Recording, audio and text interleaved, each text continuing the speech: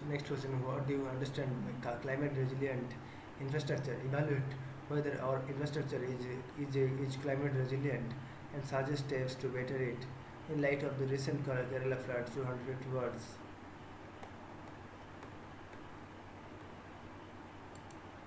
So when any infrastructure development embeds into itself the variability of climatic factor, it is said to be climate resilient infrastructure. Such infrastructure are less affected by climate change and can easily absorb and adapt into new situations. Kerala floods have once again remind our inadequacy to deal with natural disasters. Provides reminders where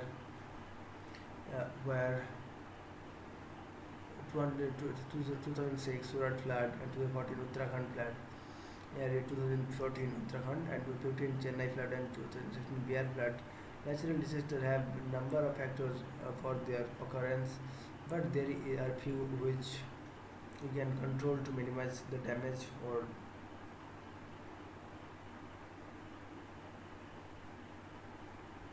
so here it reduces the human elements in such disaster, increase our resilience, relief work, adoption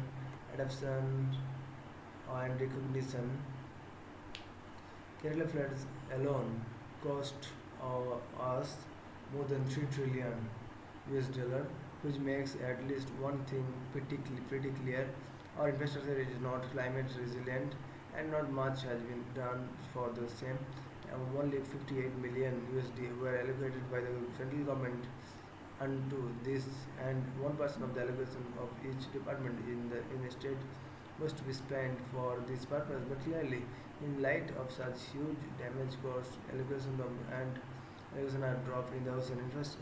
Insurance companies alone would by paying in excess of 600 million USD. Steps need to be taken, much more investment in the government's define climate resilient and codify it, create standards to assess the climate resilience of an infrastructure, incentivize buildings and contractors to make infrastructure projects climate resilient, analyze those not as adhering to such standard. Natural disaster, if not preventable, are at the very least manageable to minimize the human and economic basis. So climate resilient infrastructure can play huge part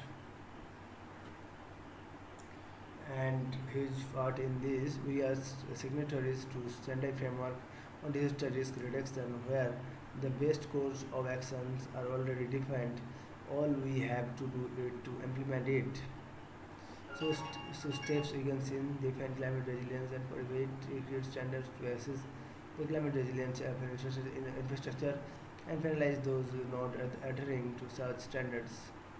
So here new points resilient road infrastructure in vulnerable areas, early warning system, RIMES, international COOP and big data, UNDP and Tohoku University created global centers for disaster statistics, collects data from variety sources, social media, satellite imagery, housing resilience, early warning, understanding how economic connected tsunami drills people living in coastal areas.